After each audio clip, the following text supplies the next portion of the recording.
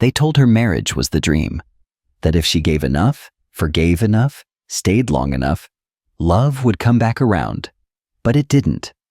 She gave her best years, her quiet strength, her sleepless nights, her silent tears, and in return, she was overlooked, dismissed, expected to keep giving. Until one day, she stopped. Today, more and more older women are walking away from relationships, not out of bitterness, but from clarity. They are not lonely. They are not broken. They are not waiting. They are choosing. Choosing themselves for the first time in a very long time. In this video, we will uncover the real reasons why older women across America are deciding to stay single, not as a last resort, but as a powerful, deliberate act of self-preservation and rebirth. These aren't surface-level decisions. These are stories written in silence, in resilience, in years of putting everyone else first. This is not just about being single. It's about what it took to get here and what it means to finally come home to yourself. 1. Decades of emotional neglect. She didn't leave because of a big fight, or a dramatic betrayal, or some sudden realization. She left, or chose not to return to love, because of something quieter, something that built up, drop by drop over the years. She left because she was emotionally invisible. You see, when you live with someone who doesn't really see you, it feels like you're fading, slowly, painfully. You're making dinner while swallowing hurt. You're smiling at family gatherings while quietly aching inside. You're sitting beside him on the couch, but there's a mile between your bodies and a universe between your hearts. And still, she stayed. For the kids, for the routine, for the idea of stability, for fear of starting over at 50 or 60. She told herself, this is just how marriage is. She convinced herself it was selfish to want more, to want conversation, emotional warmth, understanding. She made herself smaller, quieter. She adjusted and adapted and compromised until she no longer recognized the woman in the mirror. And when the silence became too loud to ignore, something inside her broke. But not in a dramatic way. It was more like a door slowly closing, quietly locking itself from the inside. She stopped expecting him to change. She stopped hoping he'd listen. And in that moment, she realized, if she was going to be lonely either way, she might as well be alone on her own terms. Now, in her singlehood, she doesn't have to wait for validation. She doesn't have to explain why she's sad, or hide her joy, or shrink to avoid conflict. She can cry and laugh in the same hour and not feel guilty. She can speak, and her voice echoes back, not as an argument, but as freedom. For decades, she was emotionally starved. Now, she's emotionally free. That shift, from neglected to seen, even if only by herself, is powerful. It's not just about avoiding pain. It's about finally choosing wholeness. 2. Tired of being the strong one. Everyone came to her when they needed something. When the kids were in trouble. When her husband lost a job or got sick. When her sister divorced or her parents got old. She was the one they leaned on, again and again. The one who never broke. The one who always had it together. She never asked for that role, but she carried it, like generations of women before her. And she wore it like armor. Always composed, always capable, always self-sacrificing. But behind that armor was a tired woman, aching for someone to finally say, "You don't have to do this alone anymore." But no one ever did. She didn't fall apart because she was weak. She fell apart because she had been strong for too long, and no one noticed. Her tears were private, her pain unspoken, because strong women aren't allowed to need help, and so she carried everyone, including herself, until she just couldn't. Now, when people ask her why she's single, they say it with confusion. You're such a catch. Why are you alone? What they don't see is that she's not lonely. She's resting. Resting from a lifetime of giving. Resting from years of fixing everything and getting nothing back. Resting from always being the safety net, never the one caught. She no longer wants to be needed. She wants to be valued. She doesn't want to carry someone else's emotional weight. She wants lightness, softness, ease. And if she can't have that in a relationship, she'd rather have it alone. Because now she understands that strength isn't just about surviving hard things. Real strength is also knowing when to say, enough. 3. Mistrust born from betrayal. She never thought it would happen to her. Betrayal was something that happened to other people. People on TV, in novels, in faraway stories. But not her. Not after all she gave. Not after all the sacrifices, the loyalty, the quiet forgiveness. But it did. Maybe he had an affair. Maybe it was emotional. Maybe it was financial. Maybe it was years of lying, gaslighting, hiding things behind smiles and Sunday dinners. Whatever it wasn't just the act. It was the break of everything she believed in. The shattering of safety. Betrayal isn't just about broken promises. It's about losing the ground beneath your feet. It's the kind of pain that rewires you. And once you've been hurt that deeply, you don't go back to being who you were. You become cautious, protective, sometimes even suspicious. Not because you're bitter, but because you've learned that people are not always what they seem. So now, years later, when a nice man smiles at her at the grocery store or asks her out at church, she doesn't melt. She scans for danger. She wonders what he wants, what he's hiding, what price she might pay to let someone close again. She doesn't say yes, not because she can't, but because she won't gamble with her peace. She's rebuilt herself brick by brick. She's tender but solid, and she knows what it took to get here. So no, she's not easily trusting, but she's deeply wise. Her mistrust isn't a wall, it's a boundary. It's a message that says, you'll have to show me more than charm. You'll have to earn this. Because she gave her heart away once, fully, freely, and it was crushed. Now she guards it, not out of fear, but out of respect, for herself, for her healing, and for the life she finally feels safe in, even if she walks it alone. 4. Marriages that silenced their voice.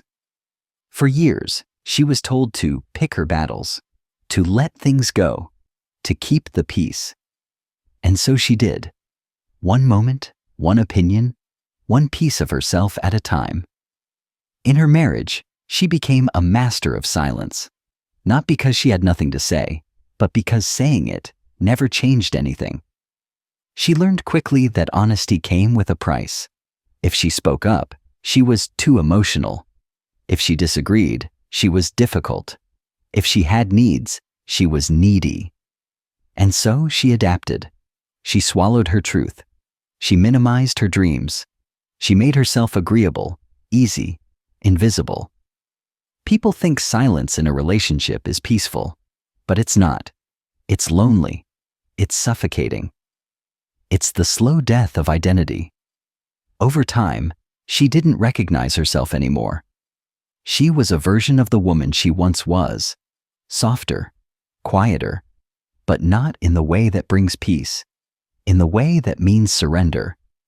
And the worst part? No one noticed. Not her husband, not her kids, not even herself at times, because she functioned so well on the outside. She smiled, she served, she supported, and no one ever asked what she had given up to keep it all going. But eventually, her silence turned to resentment. She wasn't angry at first. She was just tired.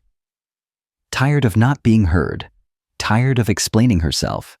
Tired of playing a role that no longer fit. And when she finally walked away, or simply chose not to go back into another relationship, it wasn't an act of rebellion. It was an act of remembering. remembering her voice, her desires, her right to take up space. Now, in her solitude, she speaks freely. She laughs loudly. She sings in the kitchen. She talks to herself in the mirror, not because she's crazy, but because for the first time, someone is actually listening. And that listener is her. 5. They were never truly seen. She was praised for being a good wife, a good mother, a good woman. But those words, while meant as compliments, always made her uneasy. Because they didn't describe her. They described her function. She wasn't seen as a full person. She was seen as a role. The cook, the caretaker, the comforter, the one who remembered birthdays, kept the family calendar, folded the towels just right. The one who never forgot, never failed, never faltered, at least in the eyes of those who depended on her. But inside, she had a whole world no one ever asked about. Thoughts, opinions, stories, desires. And when she tried to share them, in conversation, in disagreement, in vulnerability, they were often ignored or dismissed. It wasn't malicious. It was cultural, generational, expected. She wasn't someone to understand. She was someone to rely on. And so, she began to disappear. Slowly, quietly. Until even she questioned whether her inner life mattered anymore. She stopped writing. She stopped painting. She stopped asking questions or telling stories. She became, in essence, a background character in her own life. But something changes with time, with age. When the noise settles and the demands lessen, she begins to remember. She begins to see herself again. And when that happens, the idea of entering another relationship, one where she has to play a part again, feels unbearable. She doesn't want to be needed. She wants to be known. She wants someone to ask, what lights you up? What scares you? What do you still dream about? And if she can't find that, if all that's offered is another man who sees her as a helper, a nurse, a sidekick, then she would rather be alone. Because now, she's finally seeing herself, and she refuses to go unseen again. 6. Exhaustion from carrying generational expectations. She grew up in a world where women were taught that their value came from serving others, that a good woman sacrifices, a good wife endures, a good mother gives, and keeps giving. Love was not something you received freely. It was something you earned by doing more, giving more, being more. So she learned to suppress her needs, to prioritize everyone else, to call it strength, even when it felt like self-abandonment. Her mother did it. Her grandmother did it. And she was expected to carry that legacy, smiling all the way. She was told that women are the heart of the home, but no one ever asked how the heart feels when it's breaking. For decades, she performed perfectly until it started to show. In her body, in her bones, in her chronic stress and subtle sadness, in the way she sighed when no one was looking, in the dreams that faded quietly without ever being spoken aloud. And then, somewhere in her 50s or 60s, she started to question it all. What if love wasn't supposed to feel like a job? What if partnership wasn't supposed to feel like a duty? What if the idea that women are born to serve is not just outdated, but harmful? It hit her hard, like waking up from a long sleep, and suddenly, everything she had accepted began to feel wrong. The expectations, the quiet suffering, the way no one ever told her she had a choice. So now, she chooses differently. She chooses not to enter another relationship where she has to prove her worth. She chooses not to live under the weight of a history she never agreed to. She chooses herself, not as a rebellious act, but as a sacred one. And in doing so, she becomes the first woman in her family line to break the cycle. The first to say, "My life is mine." And that, to her, is worth more than any ring. 7. Disillusionment with the fantasy of romance. She was raised on fairy tales, on stories where the prince came and everything suddenly made sense, where love was the answer, where happily ever after was not just a dream, it was the goal. She grew up believing that marriage meant safety, love meant forever, and that her role was to be chosen, cherished, and protected. And so she waited. She gave. She loved hard. She made allowances. She stayed through hard seasons, believing that love required sacrifice, that to be a good woman, she had to endure. And maybe, in the beginning, she did feel something magical, something hopeful. But over time, reality came knocking. Romance faded into routine. Partnership morphed into imbalance. The happily ever after she imagined became a slow burn of disappointment. Sometimes it was subtle. He stopped listening, stopped showing interest, stopped asking questions. Sometimes it was sharp. Cruelty in his tone, distance in his touch, indifference in moments that should have mattered. She held on for years, telling herself it was just a phase, that maybe she was expecting too much, that real love isn't like the movies. But deep down, she grieved the fantasy. Not because she wanted a perfect man, but because she wanted to feel wanted, to feel seen, to feel like her love wasn't being taken for granted. Now, at this stage in life, she sees clearly. Romance was never the answer. Love, the kind she longed for, doesn't mean losing herself in someone else. It doesn't mean fixing, rescuing, tolerating. It doesn't mean staying out of fear or obligation. So when people ask why she's single, she smiles. A soft, knowing smile. Not because she doesn't believe in love anymore, but because she believes in a different kind now. A love that starts with self. That doesn't come wrapped in fantasy. That doesn't ask her to shrink. And if she ever lets someone in again, it won't be because she needs saving. It'll be because she chooses, fully, freely, and without compromise. But until then, her solitude is not empty. It's honest. It's whole.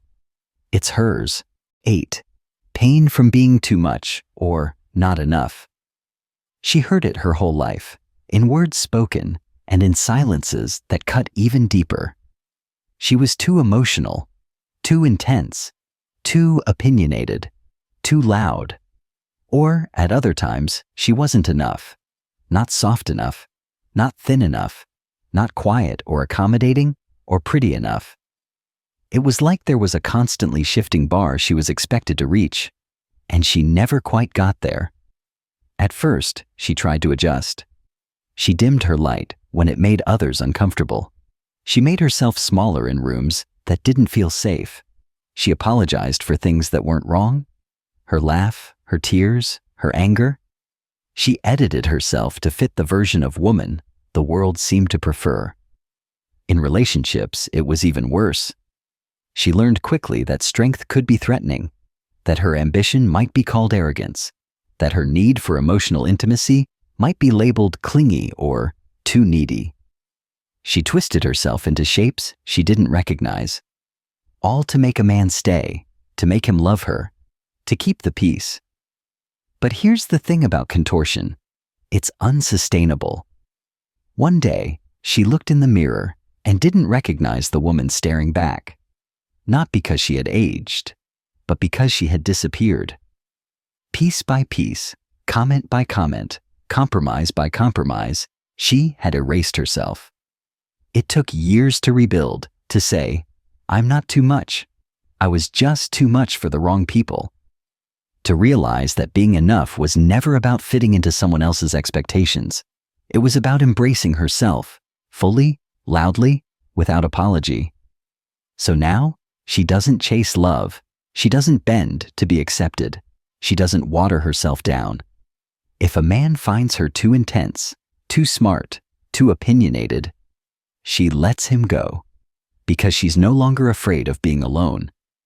What she is afraid of is losing herself again.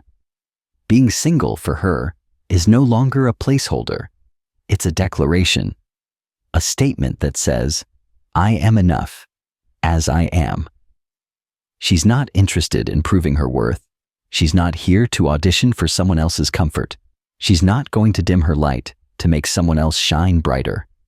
For the first time in her life, she's standing in the full power of who she is. Not too much, not too little, just right, for herself. 9. The fear of becoming someone's nurse, not partner. She's been there before, not just once, but many times.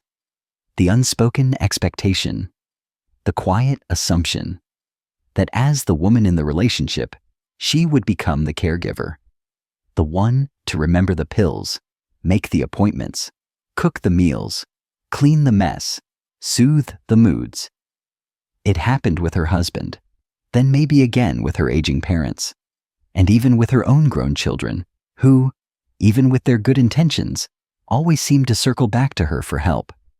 She never resented it, not at first. She did it out of love, out of duty, out of habit. She did it because she didn't know she had a choice. But over time, something inside her began to resist. Not with anger, but with exhaustion. As she entered her 60s, then 70s, she began to realize something profound. That while men age, they often still expect a woman to take care of them, to cook, clean, manage their lives, to provide emotional labor with little in return. They don't always say it outright, but the expectation hangs in the air. A man in his 70s might want a companion, but when you look closer, what he's really seeking is a combination of mother, maid, manager, and nurse. And that realization, subtle but sharp, changed everything. She began to look at dating differently, not with bitterness, but with clarity. She saw how many older men were still looking for someone to take care of them, while few offered to care for her in return. She saw how little energy she had left to give to someone who wouldn't truly reciprocate, and she asked herself a question no one had asked her before. Who will take care of me? The answer came slowly, but firmly. I will. She is not interested in another relationship where she will slowly fade into a caregiver role again. She's not going to trade her freedom for dependency, her peace for obligation, her joy for duty. Not anymore. Being single for her is not about pushing others away. It's about drawing a line, a boundary that says, I've served, I've given, I've carried, and now it's time for me to be. She takes her morning tea in silence. She takes long walks without explaining where she's going. She has days where she does nothing at all and feels no guilt, because she knows now that rest is not laziness. It's restoration. It's earned. She still believes in love, but it must come as a partnership, not a project. As companionship, not caretaking. If it doesn't, she's happy to stay where she is, whole, peaceful, and finally free. 10. They've fallen in love with themselves. This might be the greatest twist of all. After years of searching for love in others, in husbands, in family, in children, in the approval of society, she has finally found the one person who never left her, never betrayed her, never asked her to be someone else, herself. It didn't happen quickly. It took time. Time alone. Time in grief. Time in confusion. Time in rediscovery. There were long, quiet evenings when the house felt too empty. Mornings when the silence was deafening. Moments where she wondered if choosing solitude meant giving up. But in that space, in that sacred, uninterrupted stillness, something remarkable happened. She started hearing her own voice again. She started remembering what she liked, what made her laugh, what moved her to tears. She cooked meals just for herself and sat down to enjoy them slowly. She bought flowers, not to impress anyone, but simply because they made her smile. She looked at her body, aging and changing, and instead of criticizing it, she honored it. This body had carried her through birth, through loss, through labor and heartbreak. It had endured pain and pleasure, sacrifice and strength. And now, she treats it with kindness, not because someone else expects her to, but because she finally does. She no longer waits for someone to compliment her dress. She wears it because she loves how it feels. She no longer seeks validation in anyone's eyes. Her own are enough. And here's what no one tells you about falling in love with yourself at this stage in life. It's not selfish. It's not sad. It's salvation. It's the kind of love that doesn't ask you to perform or perfect or prove. It just asks you to be. And for a woman who has spent decades being everything for everyone else, that is the sweetest, most radical act of love there is. Now, when people ask her if she's still single, she doesn't feel shame or need to justify. She simply says, "Yes, and I'm finally happy." Because she knows now, the most important relationship she'll ever have is the one she has with herself. She walks into her own home and feels peace. She listens to her own thoughts and feels joy. She wakes up each day with no one to please but herself. And for the first time in her life, that is more than enough.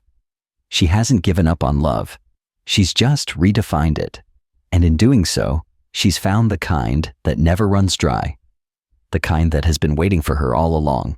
She doesn't need anyone's permission to live fully anymore. She no longer waits to be chosen, because she already chose herself. This isn't a story about loneliness. It's a story about liberation. About what happens when a woman who's spent decades giving finally turns toward herself with tenderness. About how silence can become sanctuary, and solitude can grow into strength. If you are a woman watching this, and you've ever been told you were too much or not enough, this space is for you. If you've stayed too long in places that didn't love you back, this message is for you.